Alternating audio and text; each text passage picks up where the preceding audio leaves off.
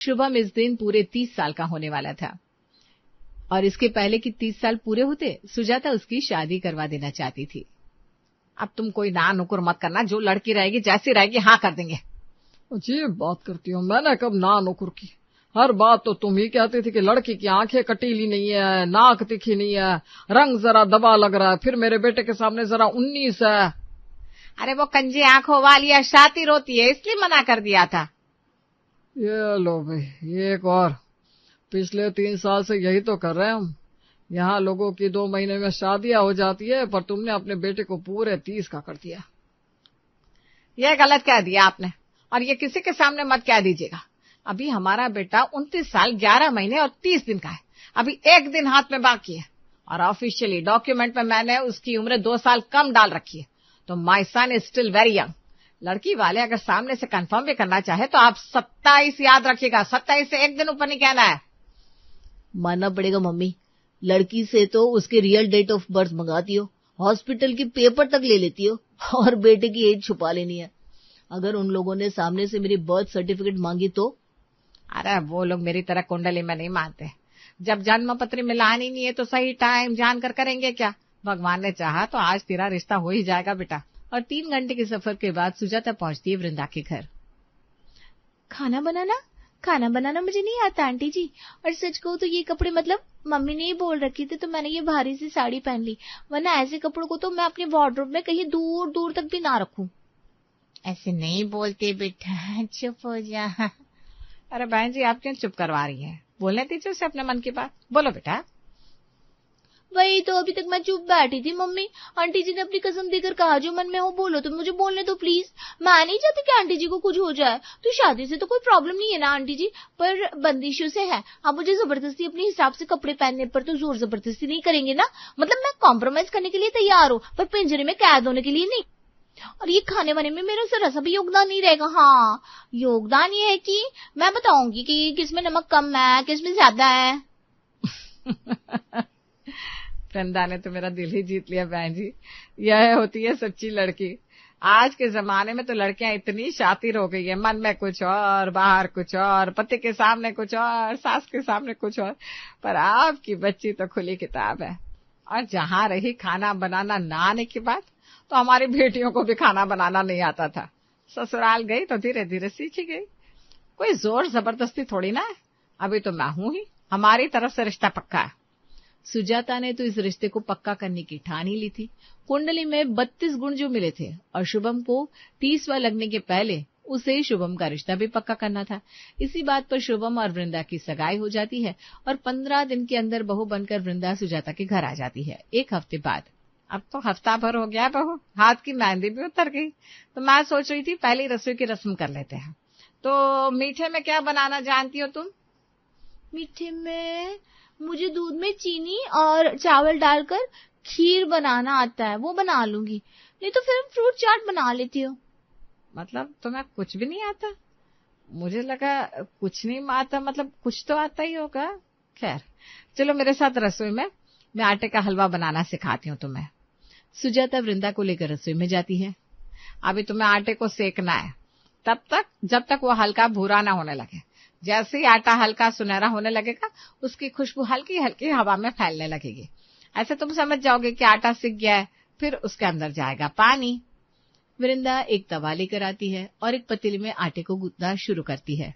अरे अरे बहू, ये तुम क्या कर रही हो? आटा क्यों गूंथने लगी? और ये तवा किसके सर पर मारने के लिए लेकर आई हो? हलवे का फाइनल हुआ था ना? वो भी आपने कहा ना मम्मी जी कि आटे को सेकना है, तो रोटी बनाकर ही तो आटे को सेक सकते हैं ना। अरे बाप रे, तुमने कभी रसोई का चेहरा भी नहीं देखा था क्या? है? अब तुम फोन तो चलाती हो ना, फोन में रील्स में तो देखा ही होगा इतना है। जाओ कढ़ाई लेकर जाओ और इसमें सूखा आटा डालो, फिर उससे कड़छी से चलाओ। जैसे सुजाता बता रही थी वृंदा वैसे ही कर रही थी। हाँ बहू, अब आटा सीख गया, चलो पानी डालो। इतने में ही वृंदा रसोई से बाहर भागती है। अरे गैस चालू छोड़कर कहाँ चली गई? सुजाता गैस बंद करती है और अपनी बहू के पीछे पीछे जाती है। वृंदा होती है बालकनी में।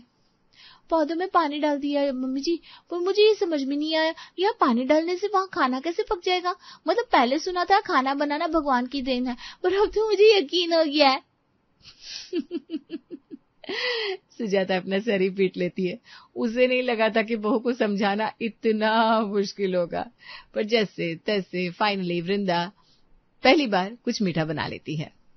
ये हलवा तो काफी अच्छा बना है वृंदा आपने। वैसे मुझे मीठा ज्यादा पसंद नहीं है, पर ये बिल्कुल परफेक्ट मीठा है। पापा जी आपको हलवा कैसे लगा? आप खा नहीं रहे? अब मुझे झूठ पसंद नहीं है। मैं समझी नहीं पापा जी। तुमने इतना बड़ा झूठ कहा हमसे, ये गलत है बेटा। तुमने कहा था तुम्हें खाना बनाना नहीं आता, पर यह हलवा तो सच में लाजवाब है। मतलब हमसे झूठ कह रही थी ना कि तुम्हें खाना बनाना नहीं आता है। मैं बिल्कुल डर गई थी पापा जी। वैसे ये ना मम्मी जी की मेहनत का नतीजा है। उन्होंने बताया, मैंने बनाया। वृंदा की खाने में पकड़ इतनी कमजोर थी कि खाने का काम सुजाता ही करती। दोपहर के वक्त मैंने दाल चावल भिगो दिए है, कपड़े धोने जा रही हूँ। तुम चावल तो चढ़ा दोगी ना बेटा? चावल चढ़ाना है? हो जाएगा मम्मी जी। नहीं नहीं, तुम रहने दो। पता चला तुम चावल को छज्जे पर चढ़ा कर आ गई। तुम्हें मशीन तो चलानी आती होगी बेटा? ऑब्वियसली मम्मी जी, ऐसे तो मुझे बहुत कुछ चलाना आता है। नहीं नहीं बेटा, बहुत कुछ नहीं। हमारे घर में तुम फिलहाल वॉशिंग मशीन चला लो, फुल्ली ऑटोमेटिक मशीन है। कपड़े धुल जाएंगे तो उन्हें बालकनी में सुखा देना, हो जाएगा ना?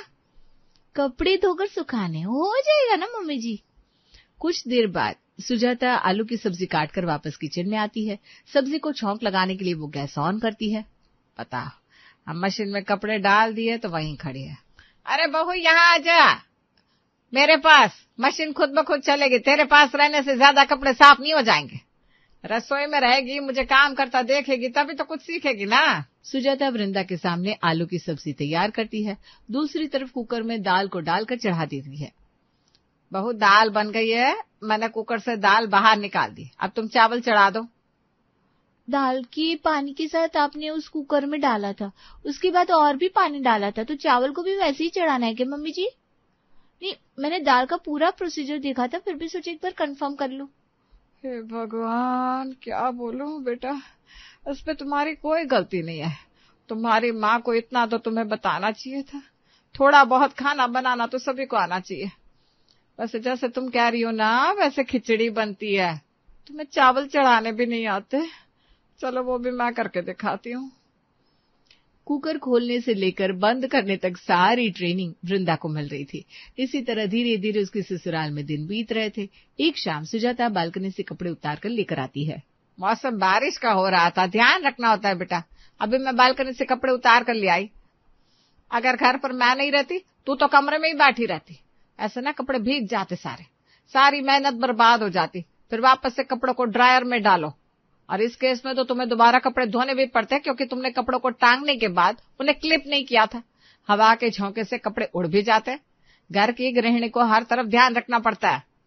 सॉरी मम्मी जी, पता नहीं क्या हो गया है। इतनी भी बुरी नहीं हूँ मैं काम में, पर अब से ध्यान रखूंगी, आई प्रॉमिस। अपनी सास का मूड अच्छा करने के लिए वृंदा किचन में जाती है और चाय बनाने की तैयारी करती है। बहुत टेंशन दे देती हूँ मैं मम्मी जी को। गर्मा गर्म चाय पिलाऊंगी ना जब, तो उनका सिर दर्द अभी शांत हो जाएगा और गुस्सा भी छूमंतर। वृंदा एक कप चाय बनाकर अपनी सास के लिए लेकर आती है। आपकी नॉट सो गुड बहू ने आपके लिए चाय बनाई है मम्मी जी।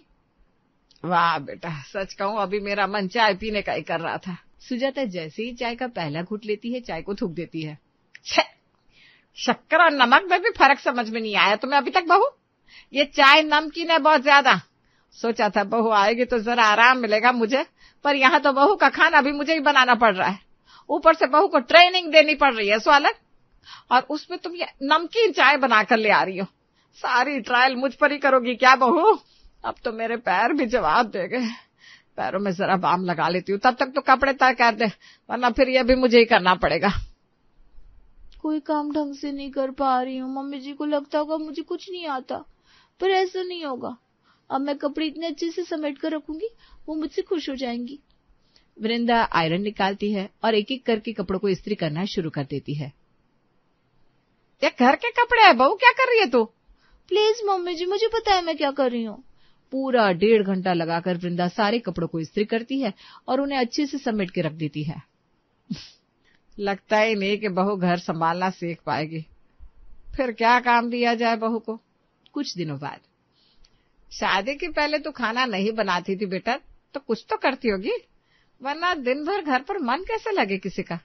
तुझे अगर डांस पसंद है तो वो क्लास ज्वाइन कर ले, नहीं तो सिखाना शुरू कर दे, नहीं तो ऑफिस ज्वाइन करेगी तो इंटरव्यू दे दे एक आध जगह। बिल्कुल नहीं मम्मी जी, मुझे घर ही संभालना है। मैं हमेशा से घर संभालना चाहती थी और इसीलिए तो मैंने शादी की है। तो पकड़िए कड़छी और सब्जी संभाल, तब तक मैं कमरे से आ रही हूँ।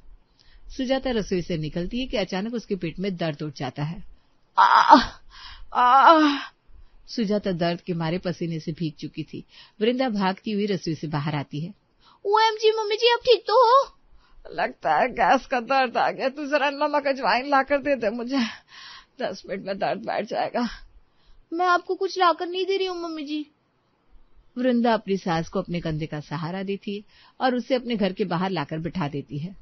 इमरजेंसी में घर पर एक गाड़ी तो रखनी चाहिए। वृंदा फौरन भागकर पड़ोसी के घर जाती है और उनकी कार की चाबी ले आती है। ऐसे छोटे छोटे दर्द ना बहुत घाव कर देते हैं मम्मी जी। आप आराम से बैठिए, हम सीधा हॉस्पिटल जा रहे हैं।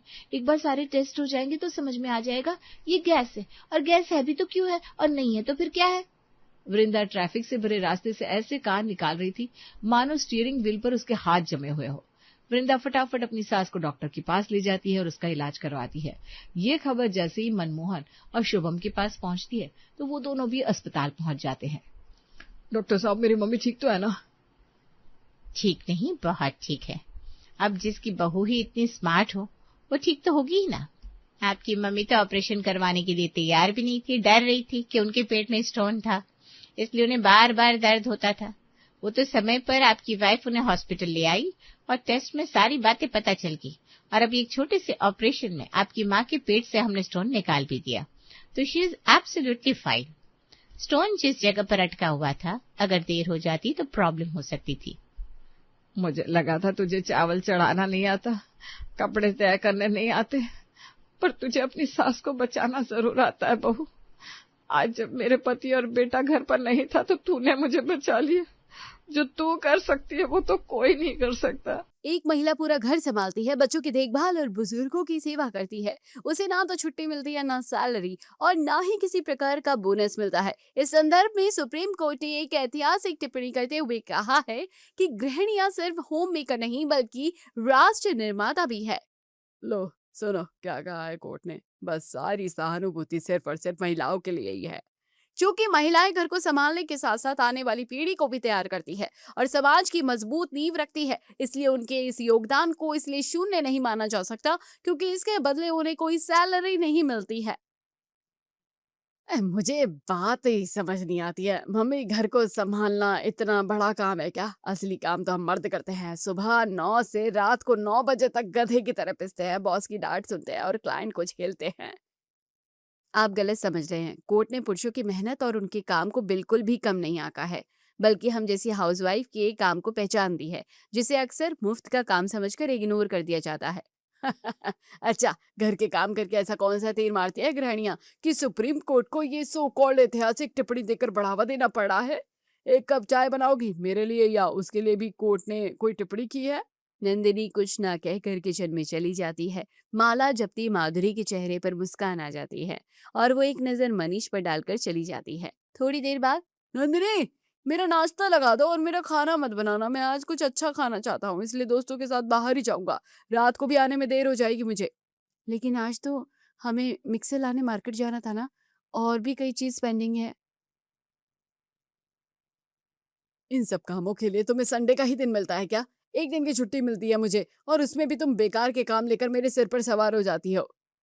लेकिन ये बेकार का काम कहाँ है मनीष? कितने दिनों से मिक्सर खराब है, मुश्किल हो रही है मुझे। अभी कुछ देर पहले ही तो तुम तो बड़ी जिम्मेदार गृहिणी बन रही थी, एक मिक्सर ही तो खराब हुआ, सारी जिम्मेदारी हवा हो गई तुम्हारी। मैं मिक्सर खरीद कर ला सकती हूँ मनीष, लेकिन तुम शायद भूल रहे हो कि तुम ही ने मुझसे कहा था कि मिक्सर लेने मैं भी साथ चलूंगा, वरना दुकानदार तुम्हें बेवकूफ बना देगा क्योंकि तुम्हें कोई अक्ल नहीं है। याद आया? हाँ, तो सही कहा था मैंने। अब मेरा अच्छा खासा मूड खराब करके मेरे संडे की बैंड मत बजाओ। कोई पहाड़ नहीं टूट जाएगा, मिक्सर अगले हफ्ते आ जाएगा। बहू, मिक्सर अगले हफ्ते ले आना। जा अब नाश्ता लगा दे, आज हमें भी बहुत काम निपटाने हैं। बारिश के पहले सभी अलमारियां साफ करके नीम के पत्ते रखने हैं। मनीष दोस्तों के साथ चला जाता है और नंदिनी घर के काम निपटाकर माधुरी के साथ अलमारियां साफ करने लगती है। अगले दिन सुबह ऑफिस के लिए तैयार होते हुए मनीष उसे गुस्से से आवाज देता है। किचन में नाश्ता बना रही नंदिनी तेजी से कमरे में आती है और नीचे गिरे हुए बिखरे कपड़ों को देखकर कहती है, ये सारे कपड़े क्यों बिखरा दिए मनीष? मैंने कल ही तो अलमारी अच्छे से साफ करके जमाई थी। मेरी नीली शर्ट कहाँ है नंदिनी, जिसे मुझे आज पहनना था? मैंने तुमसे कहा था कि मीटिंग में मुझे वही शर्ट पहनी है और तुमने जानबूझकर वही शर्ट कहाँ रख दी? आंखें खोलकर देख भी लिया करो कभी। वो देखो बेड पर ही तो रख कर गई थी मैं। आज देर हो गई इसलिए यहाँ खड़ी रहकर हाथों में चीजें नहीं दे पाई तुम्हें। हाथ में चीजें देती तो एहसान नहीं करती तुम मुझ पर। हर पत्नी यही काम करती है। और ये अलमारी कितनी बुरी तरह से फैलाई है तुमने, फिर से जमानी पड़ेगी मुझे। तो अच्छा ही हुआ ना, तुम्हारा थोड़ा टाइम पास ही हो जाएगा। वैसे भी दिन भर फालतू ही तो बैठी रहती हो तुम। मनीष हंसी हंसी में नंदिनी को ताना मारकर चला जाता है और बिखरी हुई अलमारी देखकर नंदिनी सिर पकड़कर बैठ जाती है। अलमारी जमाने के बाद वो नीचे आती है। नंदिनी बेटा, मेरा नाश्ता लगाते, मुझे दवाई लेनी है। पूजा के सामान की लिस्ट दी पंडित जी ने, एक बार देख लेना और जो सामान ना हो लेकर आ जाना। ठीक है मम्मी जी, उस दिन कितने लोगों का खाना है हम उसकी भी लिस्ट बना लेंगे। घर की सफाई भी करनी है, बहुत सारे काम है, अभी से शुरू करेंगे तब जाकर समय पर खत्म होंगे। बेटा, मेरी तबीयत का तो तुम जानती ही हो, इसलिए मुझसे तो ज्यादा उम्मीद रखना मत मदद की। चाहो तो सुनीता को बुला लेती हो तुम्हारी मदद के लिए। अरे नहीं, मैं कर लूंगी मम्मी जी। दीदी को बेवजह परेशानी होगी, बच्चों का स्कूल और बाकी काम छोड़कर आना पड़ेगा यहाँ। नंदिनी कामों की लिस्ट बनाती है और उसके हिसाब से तैयारी करना शुरू कर देती है। पहले वो साफ सफाई शुरू करती है। उसकी सहेली राधा का फोन आता है और वो काम करते हुए बातें करती है। कुछ नहीं, बस थोड़ी साफ सफाई कर रही थी। 4 दिन बाद घर में पूजा रखी है, रिश्ते नातेदार आने वाले हैं, इसलिए घर भी चकाचक दिखना चाहिए ना। सही है, वरना घर में फैलारा और गंदगी चाहे जो भी करे, लेकिन सारा ठिकरा बहू पर ही फुटता है कि बहू ही काम चोरी करती होगी। सुनना, तू मेरे साथ थोड़ा काम करवाने आ जाएगी क्या? 25-30 लोगों का खाना है, पूजा का खाना है, तो मेड की भी हेल्प नहीं ले सकती। ठीक है, आ जाऊंगी, बस मेरी सासू माँ की तबीयत खराब नहीं होनी चाहिए उस दिन। वरना और कोई परेशानी नहीं है। आजकल उनकी तबीयत भी जरा नरम नरम ही रहती है ना। फोन रखकर नंदिनी फिर से काम में जुट जाती है और शाम तक घर को चकाचक कर देती है। सब करने के बाद वो हॉल का एसी ऑन करके आराम करने में बैठती है कि तभी मनीष ऑफिस से आता है और कहता है, मजे भाई तुम्हारे हैं। तुम औरतों की जिंदगी भी बड़ी शानदार होती है। दिन भर आराम करो और एसी की ठंडी हवा खाओ। ये जो हमेशा इक्वलिटी के झंडे लेकर घूमती रहती हो ना, हमारी तरह मेहनत मजदूरी करनी पड़ेगी तब समझ आएगा तुम्हें। अकेले पूरे घर की साफ सफाई करके अब भी बैठी हो मनीष? अरे छोड़ो भी, पंखे साफ करना और खिड़की दरवाजे पोंछना कौन सी बड़ी बात है। और फिर गंगूबाई तो आती है ना हमारे यहाँ, आधे से ज्यादा काम तो उसी ने ही कर दिया होगा। गंगूबाई सिर्फ झाड़ू पोछा करती है मनीष, ये एक्स्ट्रा काम हमें ही करने होते हैं। खैर तुम नहीं समझोगे, मैं चाय लेकर आती हूँ। नंदिनी को पता था कि मनीष से बहस करने में कोई फायदा नहीं है। वो पास में चुपचाप बैठी माधुरी पर एक नजर डालकर चाय बनाने चली जाती है किचन में। मम्मी जी अच्छे से जानती है कि मैं कितना काम करती हूँ, लेकिन कभी मेरी तरफदारी करना तो दूर, अपने बेटे को कुछ समझाती भी नहीं है। पूजा का दिन पास आता है और नंदिनी के बाजार के चक्कर भी बढ़ जाते हैं। लिस्ट बनाने के बावजूद भी कोई ना कोई सामान छूट ही जाता है। पूजा के दिन सुबह सुबह राधा का फोन आता है। सॉरी नंदिनी, मैं चाहकर भी तेरी हेल्प के लिए नहीं आ पाऊंगी। मम्मी जी को हॉस्पिटल लेकर जा रही हूँ, फिर गोलू को भी स्कूल लेने जाना है मुझे। कोई बात नहीं राधा, मैं मैनेज कर लूंगी। वैसे भी काफी तैयारी मैंने जल्दी उठकर कर ही ली थी। काफी अच्छे से सब निपट जाता है और मनीष के दोस्त नंदिनी के मैनेजमेंट और खाने की तारीफ करते हुए कहते हैं, खाना और बाय की तैयारियां बहुत अच्छे से हुई है भाभी जी। हैरानी की बात है कि आपने अकेले सब मैनेज कर लिया। सब कुछ एकदम बढ़िया हो गया। अब सबके जाने के बाद आप अच्छे से आराम करना। काफी मेहनत की है आपने। अरे आजकल कहाँ मेहनत करनी पड़ती है भाभी जी, सब कुछ बना बनाया तो मिल ही जाता है मार्केट में। पैसा फेंको सब हाजिर हो जाता है, और मेहनत किस काम में नहीं है भाई। हम ऑफिस में रोज इससे ज्यादा मेहनत करते हैं, क्यों अभिषेक? माहौल थोड़ा गंभीर हो जाता है और उसे हल्का करने के लिए नंदिनी झट से कहती है, मैं आप लोगों को थोड़ा प्रसाद देती हूँ, आप आंटी जी के लिए घर ले जाइएगा। सबके जाने के बाद नंदिनी सब समेट कर हॉल में आती है, जहाँ मनीष पैर पसार कर टीवी देख रहा होता है। नंदिनी को उम्मीद होती है कि मनीष उसकी तारीफ करेगा, लेकिन वो बैठने ही वाली होती है कि मनीष उसे कहता है, नंदिनी जरा एक कप चाय कड़क पिला दो ना, सुबह से भाग दौड़ करके सिर बहुत दर्द हो गया है, और चाय के बाद बाम भी लगा देना जरा। मैं भी थक गई हूँ मनीष। मैं तो तुमसे पहले उठी थी और सारी तैयारियां करने के बाद इतने सारे लोगों का खाना भी बनाया था मैंने। तुम तो कब से यहाँ आराम कर रहे हो, मैं अभी भी तो सब समेट कर ही आ रही हूँ। तुम तो ऐसे कह रही हो जैसे हर रोज ये काम करती हो। एक दिन ज्यादा काम कर लिया तो इतना शो ऑफ कर रही हो। मैं रोज इससे ज्यादा काम करता हूँ ऑफिस में। बात बात में ऐसा मत कहा करो मनीष। मैंने कब कहा कि आप कम काम करते हैं? लेकिन इसका मतलब ये तो नहीं है कि आप मेरे काम को छोटा समझे। माना मैं रोज इतना काम नहीं करती हूँ, लेकिन जो करती हूँ वो भी जिम्मेदारी का काम होता है। जितनी देर में तुम भाषण सुना रही हो उतनी देर में चाय बना कर ला सकती थी ना। लेकिन नहीं, तुम तो थक गई हो। हाथ पाँव चले ना चले, मुंह जरूर चलता है तुम्हारा। इससे अच्छा तो मैं बाहर से ही चाय पी कर आता हूँ। मनीष बाहर चला जाता है, माधुरी भी कमरे में चली जाती है। नंदिनी को हमेशा ये उम्मीद रहती थी कि कभी तो माधुरी उसकी तारीफ में कुछ बोले। कुछ दिन बाद, बेटा पता नहीं मुझे सुबह से अजीब सी बेचैनी हो रही है। पसीना भी आ रहा है और हाथ पैर भी कांप रहे हैं। लगता है कि शुगर बढ़ गई है। मनीष को फोन कर दे जरा। आप घबराइए मत मम्मी जी, मैं मनीष को फोन कर देती हूँ। लेकिन पहले हम हॉस्पिटल चलते हैं, वो सीधे वहीं आ जाएंगे। माधुरी की बिगड़ती तबीयत को देखकर नंदिनी पहले माधुरी की सभी मेडिकल फाइलें लेती है और ऑटो करके उसे हॉस्पिटल लेकर जाती है। तुरंत उपचार मिलने से माधुरी की शुगर कंट्रोल में आती है। थोड़ी देर बाद मनीष भी हॉस्पिटल आ जाता है और नंदिनी को डपटते हुए कहता है, मम्मी की शुगर कैसे बढ़ गई नंदिनी? तुम उनके खाने का ध्यान नहीं रखती हो क्या? दिन भर घर में रहकर करती क्या हो तुम? बेटा इसकी गलती नहीं है, मैंने ही लालच में इसे छुप कर आम खा लिया था। ये तो मेरा खूब ध्यान रखती है, वही मुझे समय पर यहाँ लेकर आ गई है। नंदिनी को मनीष के दपटने का इतना बुरा नहीं लगता जितना कि माधुरी की उसकी तरफदारी करने की खुशी थी। लेकिन कुछ ही पलों में उसकी ये खुशी भी हवा हो जाती है। गलती इसी की है, आपका ध्यान रखना चाहिए था उसे। आपको आम खाना मना है तो उसने आम सामने रखे ही क्यों? लेकिन आलस है ना, कौन आमों को उठाकर फ्रिज में रखेगा? पड़े रहना तो टेबल पर। तू ठीक कह रहा है, बस अब ज्यादा गुस्सा मत कर। अब तो मैं ही खुद का ध्यान रख लूंगी। हॉस्पिटल लाकर इसने कोई बड़ा काम नहीं किया है। इसकी जगह कोई और भी होता तो वो भी यही करता। और ये घर में रहती है तो इतना तो कर ही सकती है ना। नंदिनी को दुख तो होता है, लेकिन ना तो वो बहस करती है और ना ही कुछ और कहती है। सब घर आ जाते हैं। अगले दिन मोहल्ले की ममता चाची माधुरी के हालचाल पूछने घर आती है। कल तो तुमने डरा ही दिया था माधुरी, कैसी हालत हो रही थी तुम्हारी? वो तो तुम्हारी बहू ही थी जिसने बहादुरी से सब संभाल लिया। अरे तो कौन सी बड़ी बात कर दी बहू ने, घर में ही रहती है, इतना तो करेगी ही ना। कोई अनोखा काम नहीं किया है नंदनी ने। तुम्हारी या किसी और की बहू होती तो वो भी यही करती। और फिर बहुओं का तो यही काम होता है ना, घर और घर वालों की देखभाल करना। नंदिनी हैरानी से माधुरी को देखती है और उसे माधुरी से ऐसी उम्मीद बिल्कुल भी नहीं थी। जबकि मनीष मन ही मन खुश होता है। नंदिनी मन में सोचती है, मम्मी जी तो बिल्कुल इनकी भाषा बोलने लगी है।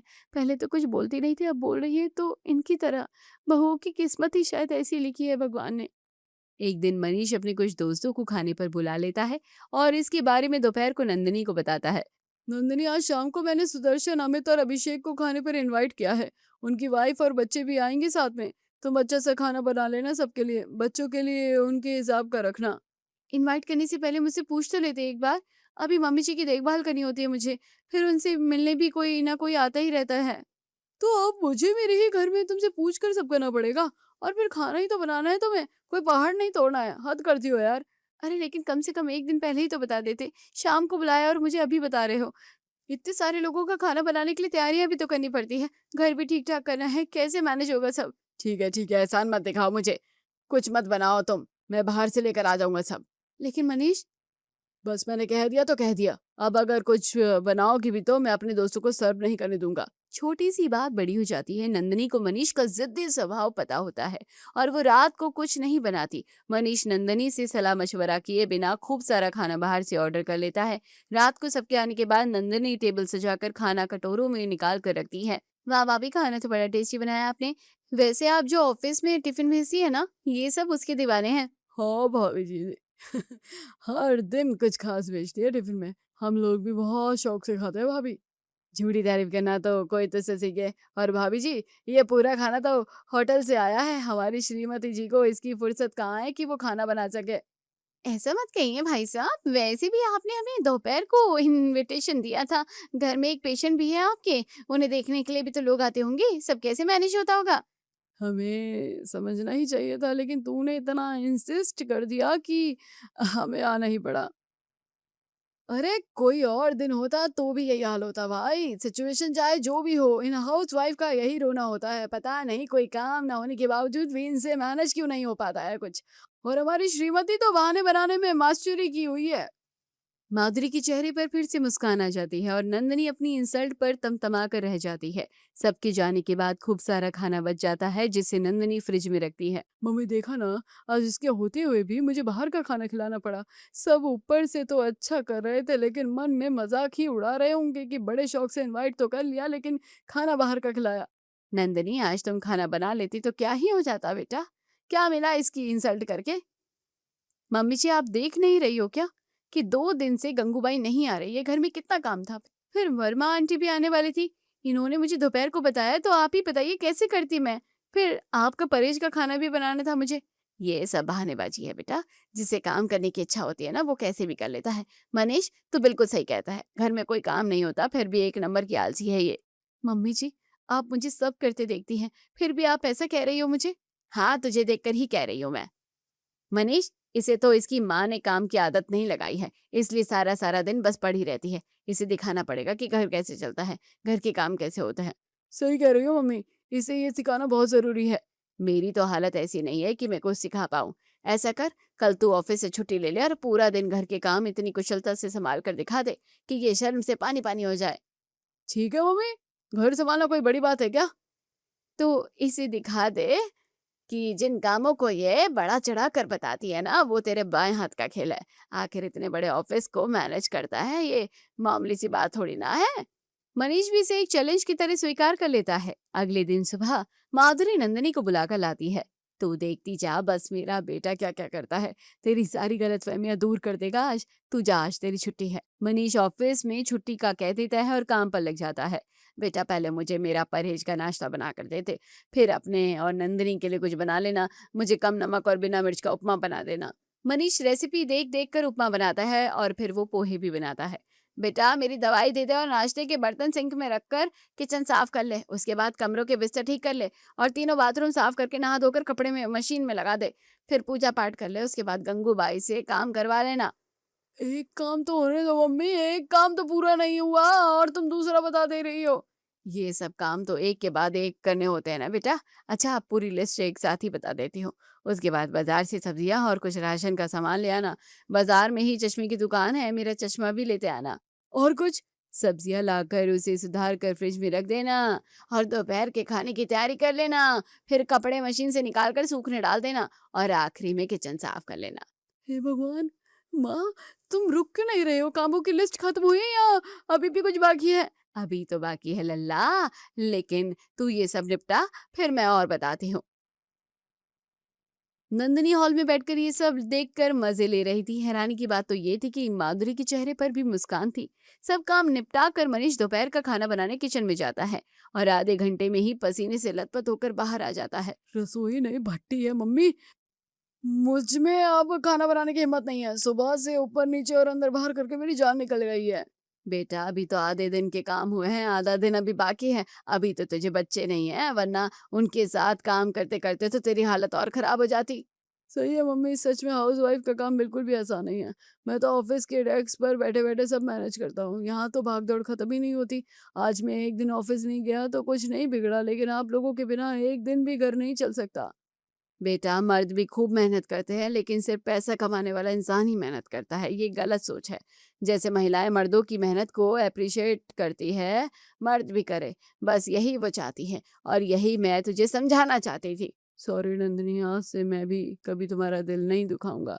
मम्मी जी मुझे माफ कर दीजिए, मैं आपको समझ नहीं पाई। कोई बात नहीं बेटा, वैसे तेरे एक दिन की छुट्टी लेने से इसकी अकल भी ठिकाने आ गई है।